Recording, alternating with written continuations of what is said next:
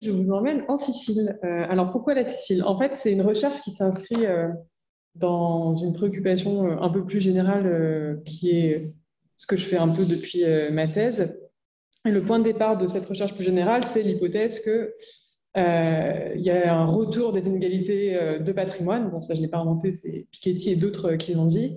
Mais moi, mon truc, c'est de me dire, bah, OK, dans ce contexte où la société salariale s'effrite, où il y a de moins en moins de protection offerte par l'État social, l'immobilier locatif devient une manière de se protéger, de s'assurer, voire de s'enrichir en France, voire dans d'autres contextes nationaux. Donc, c'est un peu là-dessus que je suis partie après ma thèse. Et l'idée, c'était de regarder du coup mieux la propriété locative pour comprendre déjà qui sont les propriétaires bailleurs, quand est-ce qu'ils investissent, comment ça joue sur leur trajectoire sociale et donc à la fois à l'échelle des trajectoires et puis bien sûr à l'échelle des logements et des villes, qu'est-ce qu'en retour ces évolutions de la propriété locative font à l'espace du logement et à l'espace des villes, des villes. Donc j'ai commencé en France il y a 2 ans auprès de propriétaires plutôt proches des classes populaires dans une petite ville de l'Ouest. Et j'avais fait une dizaine d'entretiens et ces premiers entretiens avaient vraiment mis en avant l'importance de l'espace local pour, en termes d'acquisition des ressources qui permettent de rentabiliser les biens locatifs, en termes aussi de socialisation. Donc pourquoi on est amené à devenir un propriétaire bailleur quand on est issu des classes populaires. Et les premiers entretiens avaient vraiment montré l'importance de figures locales, l'influence des petits patrons. Enfin, il y avait tout un truc qui se jouait en tout cas dans cette ville de l'Ouest de la France. Et puis, importance de l'espace local aussi pour définir les rapports de pouvoir et notamment le rapport locatif propriétaire-locataire et en fait tout ce qui se joue en termes de rapports de force, de tension autour de l'immobilier locatif. Donc ça, c'était en France, c'était bien parce que moi j'étais formée aux études localisées. Dans ma thèse, le local c'était aussi un résultat et un axe d'analyse important. Mais en fait, assez rapidement, j'ai été confrontée à me dire, finalement, en fait, est-ce que c'est pertinent de travailler sur l'immobilier locatif dans un cadre seulement national, principalement local, mais aussi national? Est-ce qu'il ne faudrait pas mieux prendre en compte la dimension transnationale aussi parce que les propriétaires bailleurs n'habitent pas toujours sur place? C'est pas parce qu'on a un bien dans une ville qu'on vit dans cette même ville. Au contraire, on sait qu'il y a des endroits, il y a des catégories de population qui sont éloignées du bien qu'elles louent. On a aussi et qui ne sont pas nécessairement dans le même espace national. Et de fait, on a depuis une dizaine d'années des travaux sur les grandes sociétés d'investissement, et c'était aussi un peu une incitation pour la journée d'aujourd'hui, c'était les travaux récents sur la gentrification transnationale qui prennent mieux en compte en fait la dimension d'investissement locatif qui vraisemblablement était peut-être présente dans des travaux précédents sur les lifestyle migrations, leisure migrations, mais qui avait peu été pris en compte. Et là, en tout cas, on avait l'impression qu'il y avait un peu que ça devenait plus, que c'était un axe qui était de plus en plus apporté dans les travaux. Donc, d'où le fait que je me suis dit, bon, c'est peut-être le moment de travailler un peu plus sérieusement, en tout cas, de prendre au sérieux cette dimension de la globalisation de l'immobilier et de regarder, est-ce qu'il y a des patrimoines immobiliers transnationaux et comment ça se concrétise par rapport aux questions de rente locative.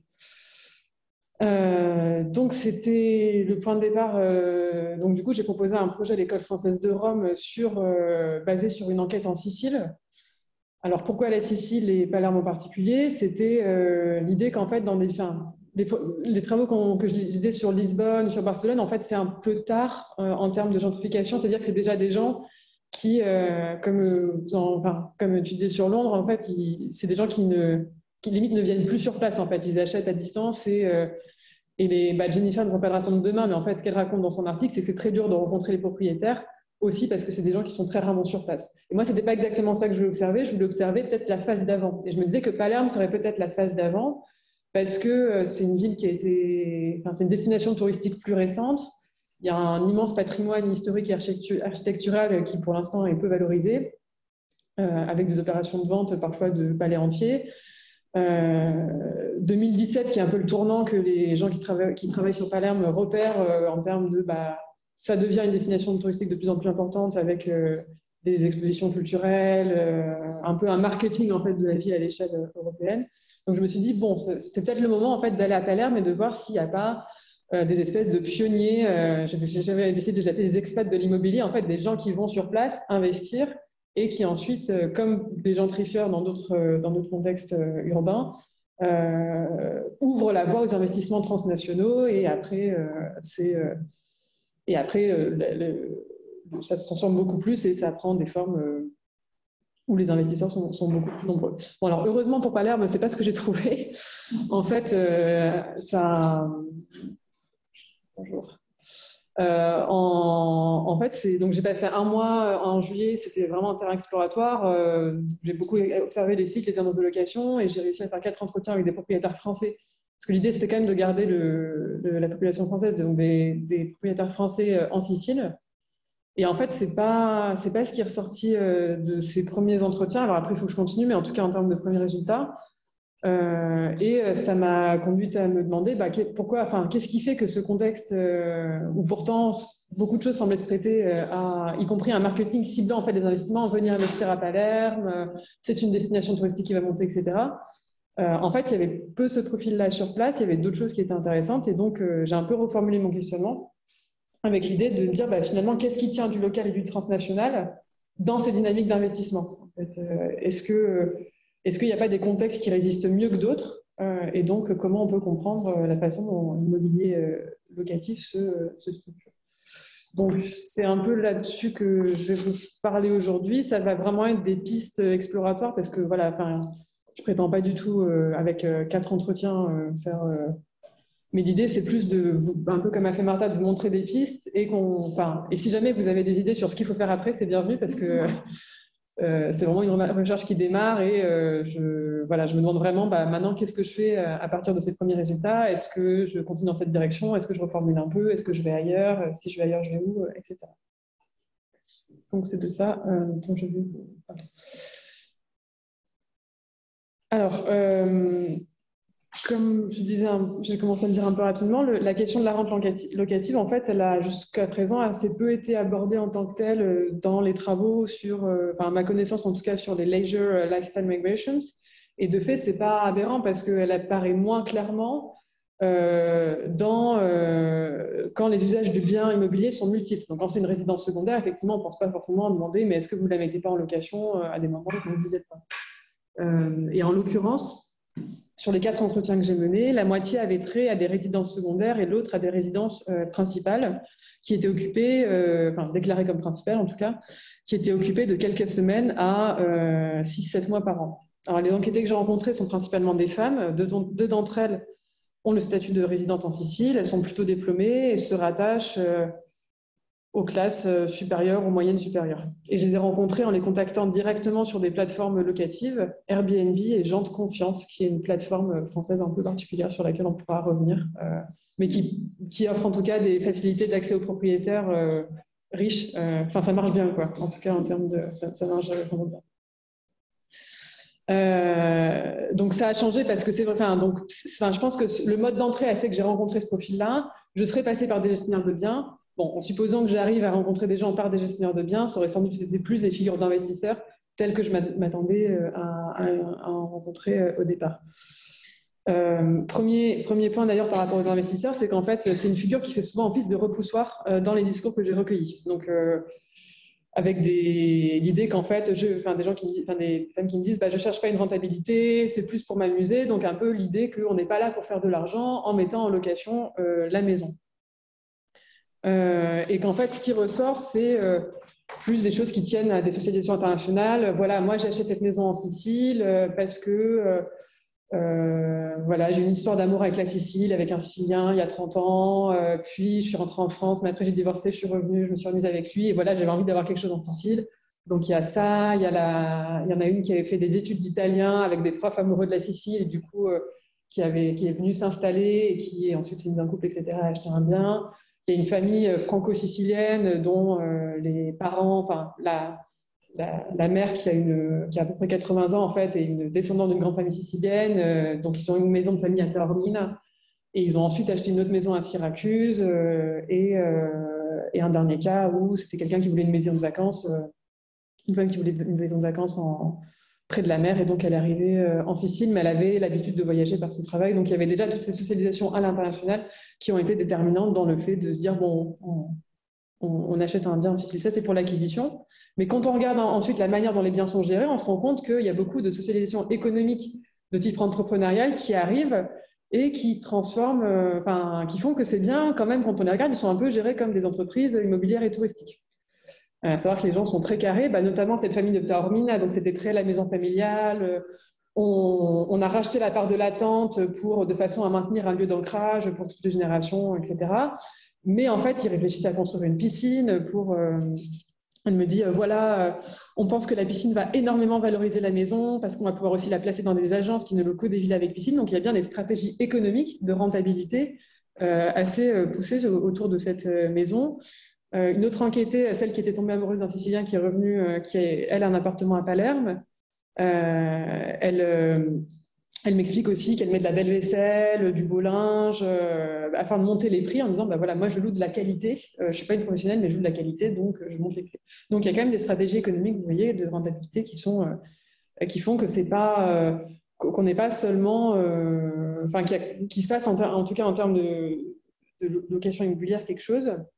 Notamment d'extraire une rente à partir d'un logement et pas seulement de couvrir les frais, qui est un peu le truc qu'on me dit au départ. Voilà, moi, c'est juste pour couvrir les frais, je ne le fais pas du tout pour m'enrichir. Mais dans les faits, où ça rembourse des emprunts, et quand ça rembourse des emprunts, ça participe au fait qu'on se constitue un patrimoine immobilier transnational. Ou dans le cas d'une enquêtée, c'est ses seuls revenus. Donc en fait, elle participe à la gestion de la maison de son conjoint et elle touche 20% de location et c'est son seul revenu dans la vie. Donc la rente occupe quand même une forme importante dans son quotidien. Ou dans le dernier cas rencontré, au-delà des frais courants de la maison, ça couvre en fait les déplacements vers la Sicile et tout le mode de vie sur place. Donc on voit que c'est un peu plus quand même que, effectivement, même si les gens ne s'enrichissent pas forcément avec, parce que de fait aussi, ils continuent à profiter de la maison, notamment pendant la saison touristique, en fait, ça participe quand même au maintien d'un mode de vie particulier.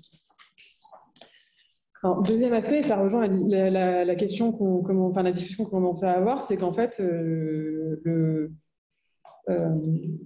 les intermédiaires sont vraiment hyper importants, et notamment les intermédiaires qui sont en Sicile pas professionnalisés. C'est-à-dire des gens qu'on connaît et qui sont déterminants dans le fait d'être en mesure d'acheter une propriété qui plaît en Sicile. Donc, ça rejoint un peu aussi ce que j'avais commencé à faire ensemble, c'est-à-dire que l'ancrage local est quand même un déterminant pour entendre parler des coûts à faire, choisir l'endroit, se débrouiller avec le notaire, ce dont on commençait un peu à parler aussi au déjeuner à midi, savoir que c'est parce qu'on est ancré localement ou parce qu'on a un intermédiaire qui fait tampon avec les contraintes diverses locales et administrativement, elles sont quand même assez nombreuses en Sicile. Qu'on est en mesure d'acheter. Donc bon, là, il y a la famille franco-sicilienne, bon, eux, ils sont depuis hyper longtemps en Sicile, donc c'était pas... Effectivement, il y a un vrai ancrage. Les conjoints de deux enquêtés étaient dans l'immobilier, donc ça les a aidés. Et dans le dernier cas, celle qui voulait une résidence secondaire, Clotilde du Tilleul, en fait, elle a eu ce qu'elle appelle un ami providentiel. C'est d'ailleurs marrant qu'elle le qualifie comme un ami. En fait, c'était quelqu'un qu'elle a payé pour jouer le rôle d'intermédiaire. Donc avec son ex-mari, ils ont parcouru la Sicile, ils ont pris des photos en gros des ruines qu'ils voyaient, alors pas à Trapani parce qu'elle n'aimait pas le paysage, pas je sais plus parce que la couleur du rocher lui plaisait pas, mais sur cette côte de Cefalù, ils ont photographié plein de ruines et ils sont allés voir ensuite leur ami providentiel, ils lui ont donné les photos et les emplacements, ils disent voilà c'est notre top 10, maintenant tu te débrouilles, tu trouves les propriétaires et tu fais des offres. C'est ce qui s'est passé. Il a trouvé les propriétaires de la première maison, il a fait une offre et ils ont ensuite retapé la ruine de fond. Donc ces liens-là sont importants dans l'acquisition. Et au moment de la gestion, c'est pareil, c'est vraiment super exploratoire, donc il faudrait voir dans quelle mesure c'est confirmé, mais il semble que l'intermédiation se professionnalise et comme les gens ne sont pas là, ils font appel à des professionnels, notamment ceux qui ont des moyens, pour gérer la propriété quand ils sont en France ou ailleurs. Donc, en fait, quel que soit... Pardon, Ouais, donc ce qui vaudrait le coup, je pense, de comparer ce cas-là où il y a ce rapport ce poids particulier d'intermédiaires interpersonnels. Est-ce que c'est le cas partout? Est-ce que dans d'autres endroits, par exemple dans Venise, il n'y a pas une couverture des intermédiaires professionnels plus large qui fait qu'on n'a pas nécessairement besoin d'avoir recours à des gens renommés pour acquérir et gérer un bien? Et maintenant, je vais vous montrer des photos. Enfin, pas que des photos, mais le troisième axe que je pensais développer, je passe vite sur les... Enfin, évidemment, il y a plein de difficultés, il y a eu plein de difficultés, notamment pendant le Covid. Je passe un peu vite pour arriver à la troisième dimension, qui est dans quelle mesure ces propriétés-là participent au positionnement des gens qui les mettent en location dans des espaces sociaux qui sont à la fois locaux et transnationaux. Donc, en fait, comment ces propriétés deviennent le support d'enjeux de statut, de définition de soi et puis de rapports de pouvoir entre différents groupes. Et un des aspects sur lequel j'ai commencé à travailler, que j'aimerais vraiment bien développer, et enfin, voilà, je ne sais pas exactement quelle forme ça peut prendre, est-ce que ça va être des monographies de maisons, de familles, mais moi je pense vraiment que l'espace matériel du logement peut être le support de ces choses-là. Et c'est notamment quelque chose que Lorraine avait beaucoup exploré dans sa thèse, comment la décoration est support de statut. Et là, ce que je vais essayer de faire dans les 5 minutes qui restent, c'est de vraiment rentrer dans le détail des images qui sont issues des sites de location. Je vais essayer de rentrer un peu dans l'espace matériel pour voir qu'est-ce qui est local, qu'est-ce qui est transnational, qu'est-ce qui est utilisé comme élément de distinction et voir un peu ce qu'on peut en faire en fonction des contextes. Donc, première maison, c'est celle de Clotilde Dutilleul, qui se situe donc sur le nord, la côte nord de Sicile, en face des îles éoliennes, qu'on ne voit pas sur cette photo, mais qu'on voit notamment, à tel point que Clotilde me dit, dès mon arrivée, on a l'impression de les cueillir dans la main. Il y a vraiment une mise en scène de ces îles, c'était assez impressionnant. Et l'annonce, du coup, sur Jean de Confiance, décrit ainsi la maison. Entre le vert argenté des oliviers et le grand bleu, 3 petits points, une jolie maison en pierre de pays nichée dans une colline d'oliviers, 3 petits points. Le matin, balai de petits bateaux de pêcheurs et concert de grillons toute la journée, 3 petits points. 2 chambres doubles, 2 chambres simples, 2 salles de bain, une salle de jeu ping-pong, une grande pièce à vivre avec cuisine ouvrant sur le séjour, mais surtout, 3 petits points, la terrasse et la vue infinie sur les îles éoliennes. La maison a été rénovée récemment dans le respect du style de pays, 160 mètres carrés environ, cuisine et salle de bain en tas de lac, 3 terrasses, c'est un matériau de construction particulier, 3 terrasses donnant sur la mer pour les différentes heures de la journée. Vous y trouverez un sentiment de sérénité absolue, le calme et le rapport simple à la nature, des livres en tout genre, transat et parasol, table de ping-pong, citronnier et figuier, et en bas de la route, un petit accès à une plage méconnue. Vous n'y verrez pas ni télé, internet, ni bruit.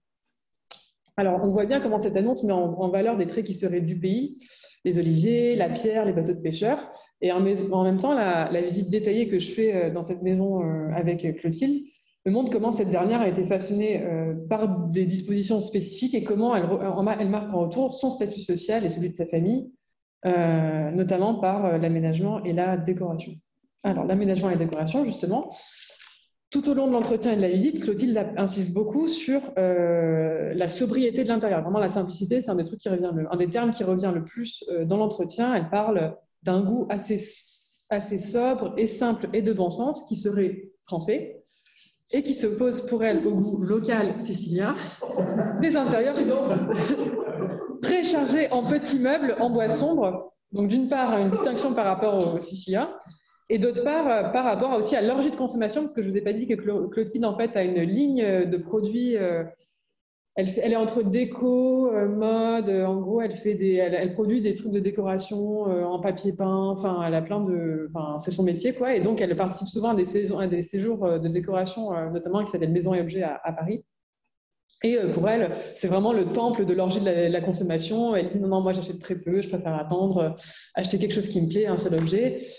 Et par exemple, la lampe que vous voyez sur la photo de gauche, elle prend quand même bien soin de me souligner que c'est une lampe qui aujourd'hui est un modèle connu, mais il y a 20 ans, quand elle l'a achetée et installée dans la maison, c'était évidemment tout à fait novateur.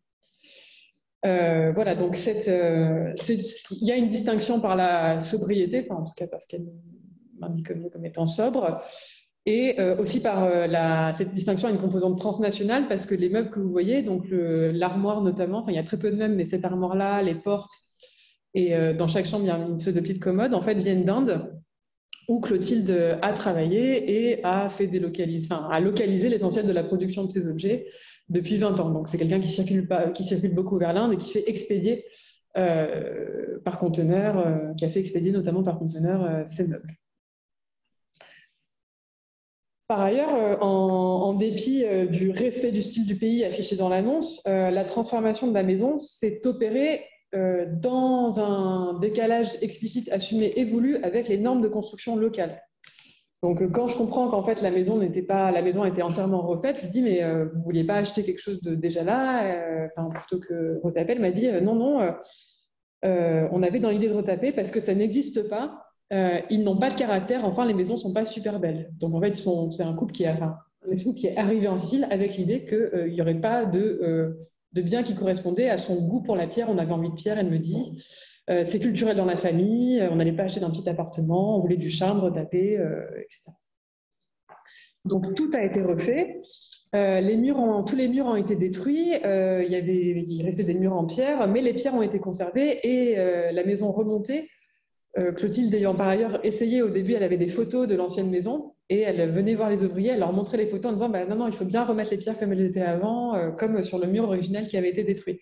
Donc il y a à la fois cette attention-là au style du pays et en même temps, comme elle dit, un mix de choses siciliennes, de détails qu'on voulait absolument. Donc parmi les choses siciliennes, le mur en pierre, les vieilles poutres qui ont été conservées pour faire des étagères, alors on ne les voit pas, mais elles sont derrière dans la cuisine. Parmi les autres nombreux détails, des techniques architecturales, bon, la forme des fenêtres, je vous passe, mais elle m'a expliqué en quoi ça orientait la lumière et l'air d'une certaine manière. Un puits canadien pour recycler l'air et faire en sorte que la maison soit fraîche, et surtout le béton ciré que vous avez vu dans la salle de bain et que vous voyez. Non, je ne vous ai pas mis la salle de bain, mais du coup, vous voyez dans la cuisine. Et technique de construction qui, d'après Clotilde, n'était pas du tout connue sur place. Et elle a fait venir des spécialistes, notamment un spécialiste du béton ciré d'Ibiza, pour former les ouvriers locaux au béton ciré. Autre détail, les transats que Clotilde du Thiel apporte du continent, car d'après elle, on ne trouve pas en Sicile. On n'en trouve pas en Sicile. Et en fait, dans tout l'entretien, il y a un peu ce truc de... en fait, sur place, on ne trouve rien, alors que, à la fois, elle me dit que ce qu'elle gagne est réinjecté dans l'économie locale. En fait, dans les faits, elle ne sort jamais, même pas forcément à la plage. Elle fait des courses alimentaires, mais elle consomme rien sur place. Et notamment, tout ce qu'elle consomme en termes de style de vie, c'est vraiment ou français ou indien, avec une dimension un peu distinctive, mais aussi de prix, parce qu'en Inde, c'est moins cher, tout bêtement. Enfin, elle me dit, on trouvera en Italie, mais c'est moins cher, du coup, elle fait venir... Voilà. Et deuxième et dernière maison dont je vais vous parler, celle de Taormine, qui est très belle, qui est très chère aussi, c'est 520 € la nuit en pleine saison. Et c'est en fait donc la maison d'une famille que j'appelle la famille Longuet. La mère a hérité avec sa sœur de cette demeure d'un ancêtre géologue qui est mis en avant dès le paragraphe introductif de l'annonce. Villa construite en 1892, appartenant toujours à la même famille. Donc on voit la mise en scène un peu de l'ancrage du lignage familial dans l'annonce et qui n'est pas complètement... Enfin, en fait, il est vraiment au cœur des usages de la maison. Quand j'arrive pour faire l'entretien, en fait, ils sont 20. Il y a les deux de la première génération, donc l'héritière et son mari qui est un ancien diplomate français. Il y a leurs 4 enfants, 2 vivent à Versailles, un à Milan et un à Lisbonne. Et il y a tous les petits-enfants. Donc c'est vraiment une maisonnée qui se reconstitue autour de cette demeure familiale. Et avec l'idée qu'il faut donner des racines à cette 3e génération. Alors, l'ancêtre géologue est aussi mis en avant dans la décoration. Quand le grand-père, vous repérez, donc quand le diplomate qui correspond au grand-père pour les générations actuelles me fait faire la visite, il me montre de nombreuses gravures, livres, outils, portraits de cet ancêtre. Et là aussi, j'entends l'idée que cette décoration se distingue par sa recherche. Ce n'est pas de l'IKEA, c'est un truc qui revient beaucoup. Mais encore une fois, ça ne veut pas dire que des éléments extra-siciliens ne sont pas présents. Au contraire, cet homme prend soin de me désigner minutieusement tous les éléments de décor, avec beaucoup de minutie, qui sont liés à sa carrière de diplomate. Donc les tapis persans, par exemple, parce qu'il était en Iran, mais aussi une photographie d'un tableau qui a été mis en sécurité lors de la révolution iranienne et devant lequel la famille pose. Des poteries, alors qu'on ne voit pas très bien, mais dans la dernière armoire, là, tout au fond, passe un moment devant des poteries Ming, blanches et noires, apparemment très belles, qui viennent qui ont été collectées pendant la carrière diplomatique de cette famille.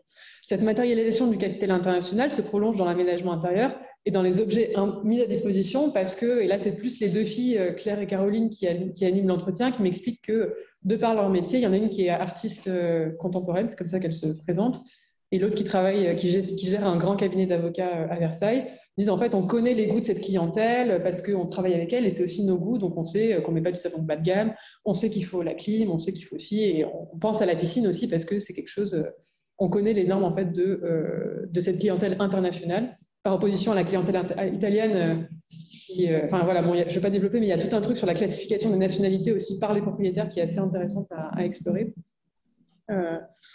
Qui joue d'ailleurs sur la façon dont les hôtes, enfin les clients, enfin ils appellent des hôtes, des clients sont sélectionnés avec, enfin on pourrait dire, d'un côté sur ces plateformes on a toujours l'impression qu'il n'y a pas de sélection, que vient un peu qui veut, mais en fait elles m'expliquent qu'elles font quand même une petite enquête quand elles reçoivent des demandes de location, donc elles vont voir qui sont les gens, elles se renseignent, et puis il y a aussi beaucoup de sélections qui s'effectuent a priori, par le prix, enfin 520 € la nuit, c'est sûr que ça sélectionne d'office. Gens de confiance, c'est aussi un site qui fonctionne de manière un peu particulière, donc il y a une sélection. Il y a du bouche à oreille, à tel point qu'un moment dans l'entretien, on me raconte un peu sous le sceau de la confidence qu'un Noël, une ministre française est venue passer Noël dans la maison et que donc ça a donné lieu à tout un aménagement et qu'à cette occasion, la famille lui a ouvert son carnet d'adresses locales afin de lui faire visiter un palais privé à Catane qui normalement ne se visite pas, mais comme ils connaissaient les propriétaires, ça leur a permis de faire bénéficier de leur capital social cette ministre. Donc pour cette famille, en fait, les hôtes idéaux, c'est un peu, c'est ce qu'ils me disent, hein, c'est que c'est des hôtes généralement d'un haut niveau. Donc, on met à leur disposition des couverts, de l'argenterie, des verres de cristal. Et Claire renchérit. C'est comme ça que la sélection se fait pour nous. Ce sont des personnes d'un certain niveau culturel, des esthètes, des personnes qui ont déjà des maisons de famille, des architectes, des paysagistes qui sont des esthètes, elle répète, sensibles, beaux et qui, par définition, sont respectueux de la maison. Donc, c'est un peu la façon dont ils cadrent, et notamment, ça, c'est une chambre, une salle de bain, et dans la salle de bain, il me raconte qu'il y a un architecte américain qui est tombé amoureux de la salle de bain, qui leur a fait une magnifique esquisse de la salle de bain, où il montre l'esquisse. Et c'est un peu cette figure-là qui est au cœur de... Donc on voit qu'en fait, pour ces gens, moi, ça m'a un peu fait penser aux analyses des Pinson Charlot, une espèce d'échange de biens symboliques. Donc effectivement, il y a une rémunération et pas des moindres, mais ça s'inscrit aussi dans un réseau d'échanges une circulation très fermée du beau, en l'occurrence, de cette maison privilégiée. On lui donne accès à une intimité, et j'imagine, mais il faudrait enquêter plus, peut-être faire une monographie avec cette famille de services qui circulent. Voilà, et j'ai déjà beaucoup parlé, donc je ne vais pas... Mais... Donc, maintenant, j'ai des questions pour vous. Qu'est-ce que je fais L'idée, c'est que, voilà, moi, je continue à penser que les usages locatifs, c'est un bon point d'entrée sur la propriété immobilière transnationale. Enfin, en tout cas, c'est celui que j'ai envie de continuer dans les années à venir. Ce que je me dis, c'est que ce serait peut-être pas idiot de faire varier les contextes en fonction de ces critères d'ouverture, fermeture, résistance aux investissements transnationaux. Donc, continuer à travailler en Sicile parce que c'est un cas intéressant, et en particulier continuer à travailler pas nécessairement seulement à des endroits comme Syracuse, Taormine, qui en fait sont un peu les endroits en Sicile où les investissements étrangers sont plus organisés et plus faciles. Mais par contre, aller ouvrir un terrain à Venise, qui est peut-être le lieu où c'est historiquement important, où il y a plein d'agences. En fait, juste en disant peut-être je vais travailler sur Venise, à Rome, j'ai eu plein de propositions d'entretien, alors qu'en Sicile, j'ai galéré pendant un mois. Donc je me dis qu'il y a peut-être quelque chose qui pourrait être intéressant à voir à Venise. Travailler sur les intermédiaires. notamment des plateformes comme Homrest, je ne sais pas si vous connaissez, mais ils ont plein de biens quand on regarde les listings en Sicile.